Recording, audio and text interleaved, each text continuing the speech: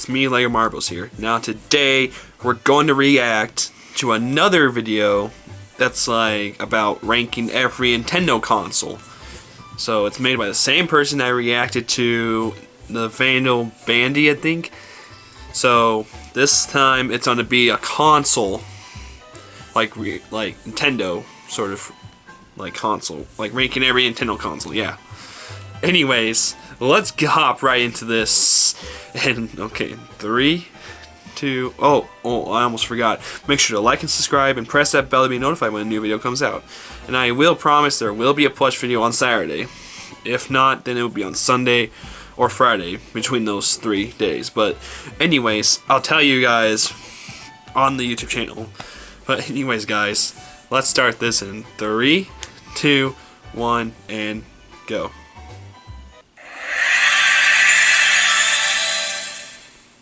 Oh boy, this is going to be hard to make because Nintendo consoles are like children to me. I felt the most fair way to rank these was to base them off the hardware itself and any additional features that may have enhanced them. That's crazy. And we're only counting consoles, not arcade cabinets or handhelds. Yeah, so with that out of the way, let's get her ranked. Okay. 18, Wii Mini. This is the only Nintendo console that I can't see anybody wanting to own unless they're collectors or something. The Wii Mini is really interesting because it wasn't available in big countries like Japan and Australia. And you've probably noticed that this thing looks physically different too. You put your Wii discs in by opening up a tray and pushing it into place like with the GameCube. And speaking of, there's no slots for a GameCube controller or memory card, so that means no backwards compatibility. And the online was stripped entirely, so you can't download games or play anything online, That's crazy. even when the service was available. There's also only one USB port in the back instead of 2, and no way to insert an SD card. So what on earth does this thing have? Well, the box comes with a red Wii Motion Plus controller, a red nunchuck, which I didn't get when I ordered this, and Mario Kart Wii. Even at the cheap price point, so many features were removed that I don't understand why anybody would ever use this when you can get a Wii for the exact same price. Even when it first launched, the Wii really didn't cost that much more. 17, IQ Player. So this is a Chinese exclusive console / plug and play that I don't happen to own. Damn. Hey guys, Nintendo here. Seems like you're in a bit of a pickle. Well, the IQ Player was too expensive for me to get, but it was developed and released through a joint venture in China, so it should count for the list. Yeah, and this was during a time when physical video games were banned in the country, so the fact that Nintendo found a way around that is pretty extraordinary. The console itself is really just this controller. It looks a lot like an original Xbox controller, and all the games are stored on a 64 megabyte flash card. You can buy games like Mario Kart 64, Animal Crossing, and about 20 other hit titles. Plus it came with demos of games like Ocarina of Time, Super Mario 64, and Star Fox 64. Well, this is pretty interesting and all. The IQ Player is extremely limited because the card could only hold up to 5 games at a time. And yeah, there are demos you can play, but each of them are limited to 1 hour, and once your time is up, they're gone for good. Playing multiplayer is also way more difficult today because you'd have to find a special multiplayer box to make it happen, and accessories like the Rumble Pack aren't compatible at all. It's a neat piece of history, but not really worth seriously playing today unless you're a more hardcore collector. 16, Famicom Classic. You may be a bit shocked to see a newer console so high on this list, but I have my reasonings. One of the gimmicks of the original Famicom was having their controllers tied directly to the console and fitting them on the sides. This kind of made sense back in the 80s because TVs were a lot smaller and having the whole console next to you made a bit more sense. But this mini console came out in 2016. Those tiny TVs don't really exist anymore. I like the console, but it just isn't that practical. Being forced to have the console so close to you is pretty clunky and just not a great experience. They could have made the controllers wireless but still fit in the slots on the sides, but they chose to not change anything, outside of the HD graphics and being able to save state. It also didn't come with an AC adapter, but thankfully the hookup is just a USB, so you'll probably find one laying around so you can power this up and play. 15, Famicom. And here is the OG console. Now, sure, it can't play games in a high resolution, but at least it makes a lot more sense to have the controllers attached to the console. That's and when I say it makes more sense, that doesn't mean the idea was necessarily a good thing. Having detachable controllers is simply more convenient, but the console itself is pretty neat. For one, inserting games in and out is pretty simple compared to the American NES, which we'll get to later. Yeah, you that's could also crazy. add a device called the Family Computer Disk System, which allowed you to play games on floppy disks. While it was never brought to the States, the way these disks worked was really cool. You could buy them normally or go to a kiosk and essentially pick out and swap your existing games with new ones. You can even power this thing with batteries if you don't want to use an AC adapter. But even with the add-on, the attached controllers is still a bit of a letdown. 14, NES. So this is the Famicom, but it was built to look like a VCR. In the 80s, it made a lot of sense to mold a console like this, so it appealed to the Western audience more. But nowadays, it looks kind of bulky. Inserting games requires you to open this door, push them in, and then down to lock into place. This is fine and all, but the mechanism hasn't aged well, seeing as my NES games easily get stuck inside. And this is after getting my console cleaned out. The big plus is, of course, that the NES controllers have longer wires and you can detach them. Plus, I find them to be a bit more of a higher quality, but this is about consoles. I already ranked the Nintendo controllers, so let's stay on track. Oh, maybe I should react to that too. NES Top Loader / AV Famicom. This is an almost perfect upgrade to the original NES. The best thing is the games easily come in and out of the system. No more crappy doors and hinges. There's also no region locking, so you can play games from anywhere in the world. The top loader came with these dog bone controllers too, which most people tend to prefer over the originals simply because they're more comfortable to hold. My only issue with this upgraded console is they got rid of the composite ports. You can only use RSF, which is more finicky to hook up and just makes the picture look worse. And it's a bit weird that there's no LED light to indicate if your system is on or not. But overall, the improvements make the top loader slightly better than the original. I'll quickly mention that Japan also got an upgrade to the Famicom called the AV or New Famicom, which looks identical to the top loader. The only difference is the RF ports were replaced with AV ports, hence the name. 12, Nintendo 64. I had that for my cousin, but I think it's gone now. I think it's in the closet somewhere. I'm not sure, but I do own a Nintendo 64, but not Mario games on it. Dedicated controller ports. While you could technically add 4 ports with older systems using something like the NES 4 score, having them right on the console really encouraged developers to create local multiplayer games. And the N64 is the king of that, with games like Smash Bros, GoldenEye, Mario Kart 64, Pokemon Stadium, and the list goes on and on. You could also add this thing called an expansion pack, which basically added more RAM to your console so you could play games like Donkey Kong 64, Perfect Dark, or Majora's Mask. In Japan, there was also an N64 disk drive, but I don't have one to show because, well, these prices speak for themselves. The only thing I can say I really don't like about the console is the controllers aren't that great, despite how innovative they were. And using cards probably wasn't the best idea. First off, where's the N labels? I have to create my own just so I can keep track of all my N64 games. And second, competition like the PlayStation and later the Xbox were using discs, which allowed them to store more data. But Nintendo chose to stick with cartridges, which really hurt them in the long run, since a lot of third-party developers couldn't fit their games on there.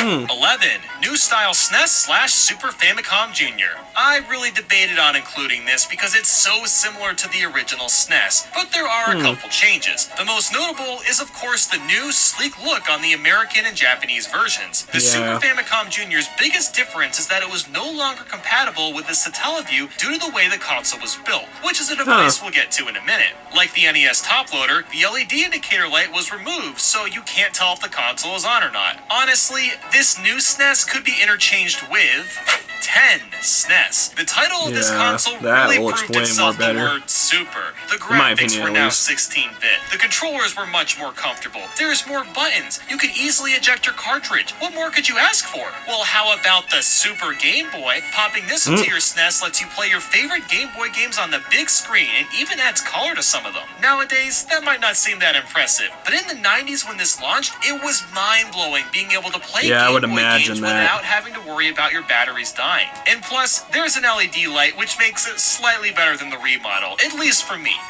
9. Super Famicom. So I won't reiterate what this console has to offer, as it's basically the same thing as the original SNES. The main difference is its compatibility with the Satellaview. This peripheral was a satellite modem which allowed you to download games and even magazines. The idea that this even existed before the mainstream internet was around is kind of insane, and it lasted for several years. This peripheral alone gives it an edge over the American version of the SNES.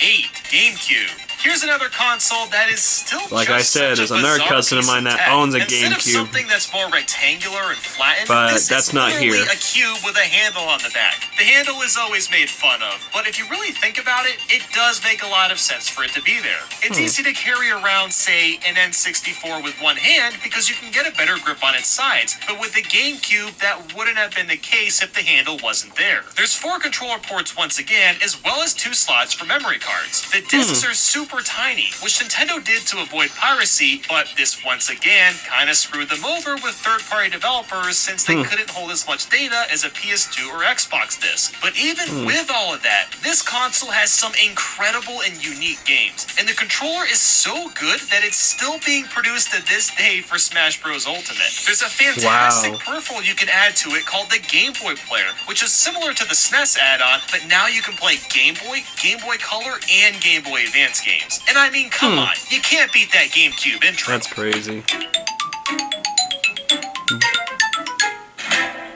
7. NES Classic. So now we're pretty much left with the more modern consoles, and the NES Classic is a pretty solid one. The graphics are now in HD, you can save state your games, and the 30 included are pretty awesome picks. My only real issue here is the controllers are way too short, but at least you can get controller extenders. Plus, you can use different controllers like a Wii Classic Pro since the port is exactly the same. That means you can use an NES controller on your Wii to play Wii Virtual Console games, but that's besides the point. That's just cool. I should also mention that modding this console is extremely easy compared to any other console, which is why I think it's worth bringing up as an advantage. If you wanted to mod your console, you could add more NES games to your library with all the perks this mini system already offers. 6. SNES Classic. This is obviously the same idea as the NES Classic, but the games are all SNES. While there aren't as many to play, only 20 compared to the 30, the selection is pretty darn great on top of the first official release of Star Fox 2. How crazy is that? Nintendo releasing a SNES game to the public 20 years after the console came out. The package also comes with 2 SNES controllers, while the NES one only came with the 1 controller. The cords are still a little short, but they're definitely longer, so I can at least accept the length of them. And to bring up modding games once again, if you wanted to do that, now you can add SNES games on top of the extra NES ones or even Game Boy like I did. 5. Super Famicom Classic. I really don't have much to add here since this is just the SNES Classic, but Japanese and a slightly different selection of games. The two can be interchanged. I chose to put this one above the American version simply because it's a touch smaller, making it a little bit easier to store. 4. Wii RVL 101. You're probably wondering, what the heck is that? I own that it's Wii. A Wii, but without any GameCube support. That's right. As Nintendo was transitioning into selling the Wii U, they sold these different versions that don't have the ports, but everything else is still intact. I thought I might as well guys, bring this I own console that up Wii, since it is by the way. technically different hardware-wise.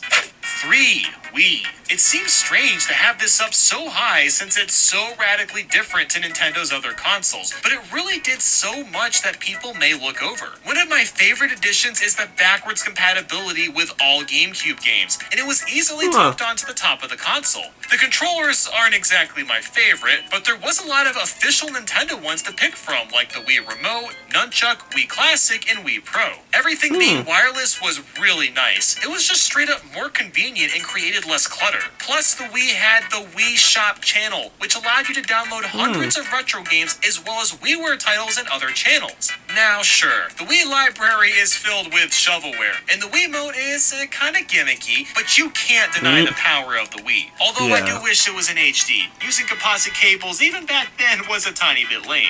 2. Wii U. So yeah, this is Nintendo's worst home selling I console agree. due to It's the the fact worst that they had console. no idea how to market this thing, and it was called Wii U. But the console itself is really awesome, and like the Wii, I think people forget that. It was Nintendo's first step into HD. It was backwards compatible with all Wii games, plus the entire Wii Shop Channel catalog. The gamepad was a pretty neat controller, despite a few of its shortcomings. You can even use all of your old Wii stuff, which means the Wii U is compatible with like 6,000 controllers. It's kind of ridiculous. Wow. Now, it wasn't nearly as powerful as the PS3 or Xbox 360, but it definitely does a lot more than the original Wii did. In terms of the console itself, I do wish it had a bit more internal storage, because 32 gigabytes for the deluxe version is pretty low. It's too bad that the console flopped, because it was and still is pretty sick.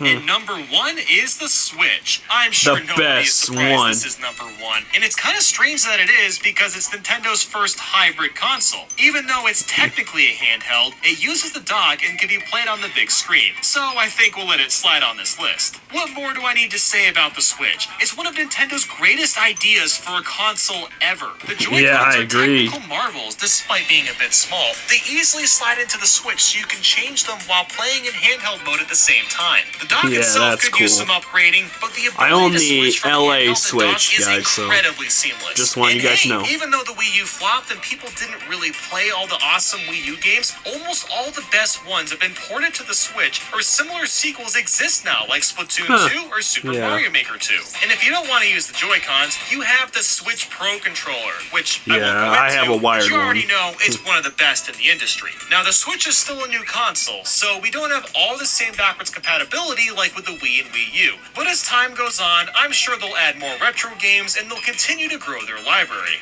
This was a pretty challenging list to put together, and a big thanks to Nintendo for helping me with this one. Thank God he has an IQ player we could use for the video. So why not give this video of his a watch? It's pretty darn sweet, and I think you'll like it if you enjoyed this. Thank you all so much for watching, and I hope you have a wonderful day. Until next time.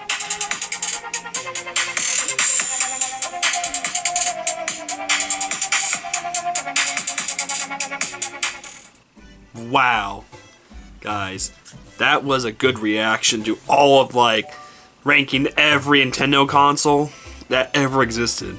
I forgot this man did a controller rank list.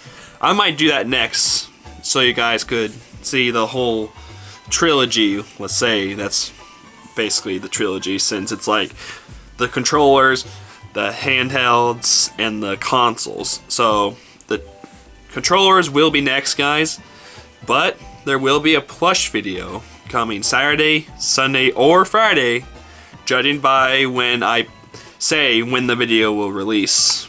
But I will tell you guys on YouTube, community posts. That's the new thing I'm doing, so, and I'm sorry if I'm sharing them. That's just what I want to do, so you guys know when a new video will drop, because sharing a community post would be better, because your fans could easily see it, and you'll be able to, so they know when the new video will probably drop, or on the day of which the video will drop. That's the whole point of me doing that, guys.